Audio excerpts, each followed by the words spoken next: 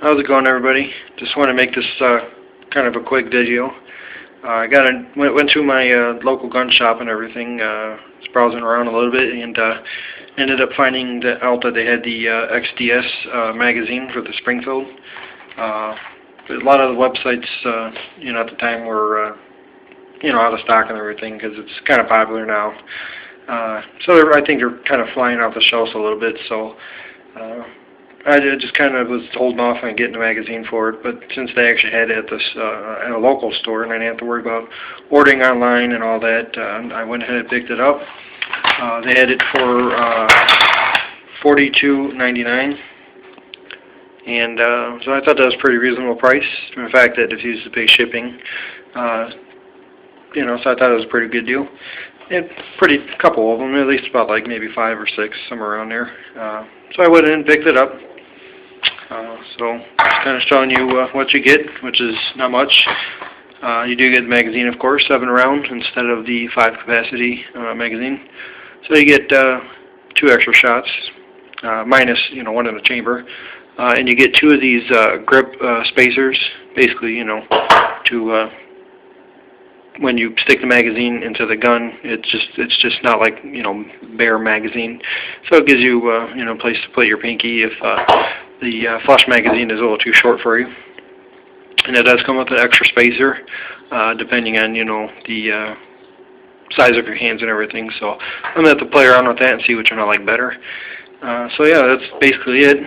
It's, of course, is a factory Springfield magazine, same as your 5 rounder. And you can see the size comparison, basically. Of course, it's a little longer. You just can't see the magazine, again, because of the spacer. Something I wouldn't recommend, basically, if you have and a gun is safety checked, trigger in the rearward position and no magazine.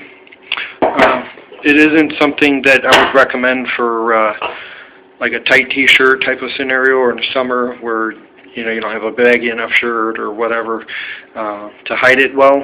I mean, not that you can't do it with certain clothing, but just something I wouldn't really recommend. This is more, I would say, a magazine for like a backup, like something to put in your pocket maybe, or so in case, God forbid, you run out of these 5, at least you'll have 7 extra here. Or it could be, if you was, of course, like a range magazine. Some if you want to have a little bit bigger grip, but of course, training, for concealed carry and all that, and if you do like draws and kind of like more tactical self-defense scenarios, I always would recommend using whatever magazine you're going to carry with, just for the fact that, of course, this is going to be different because you're going to get a bigger grip, and it'll just change a few things during training.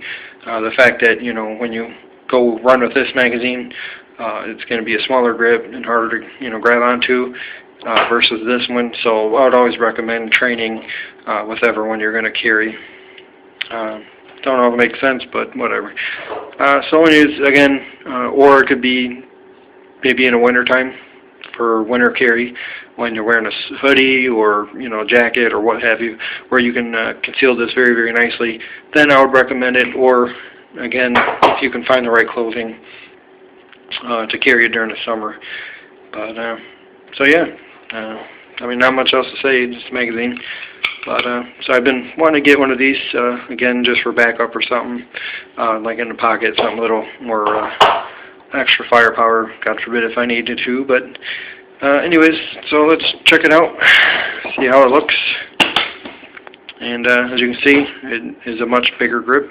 You can see the line. That's where the flush magazine would be, roughly. So you got roughly about 1 inch or so extra length. So it does give you a much better purchase on a gun. As you can see, you have lots of room instead of being with a flush magazine. So you get some extra space, and it is very comfortable. Of course. So versus, sorry, a little difficult one-handed here, but versus the flush fitting magazine. So it does add some space or some length to it. But so yeah, that's about it. Get one if you can. You know, if you have one of these XDSs. You know.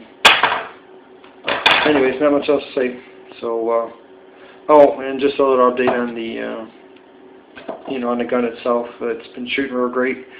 I think I got 250 rounds or 200 rounds through it. I got it marked down somewhere, but I can't remember. I think I got like 250 rounds through it now, somewhere around there. But the gun has been shooting great. The only thing is just that, of course, it was my fault that I was, the way I was gripping the firearm, I was actuating on accident, the slide and release, just the way I was holding on to it. And so basically every time I would shoot it on the last shot, it would never lock back. And so I thought there was something wrong with the magazines, but whenever I would rack it back on an empty magazine, just, you know, by hand, it would lock back. But it was just mostly the fact that I was actuating it. I learned it after, you know, I actually said, you know what, I think I'm actuating the slide release, so I said, you know what, I'm going to try some more rounds and test it out again, and I readjusted the way I was holding it, and of course, right away, it locked back, so I knew I was actuating it on accident, so just had to readjust my grip. But anyways, other than that, gun's been shooting great. Real happy with it, real happy with the accuracy. I love it. I've been carrying it just about every time, as much as I can, so, but anyways. Well, thanks for watching, and have a good one.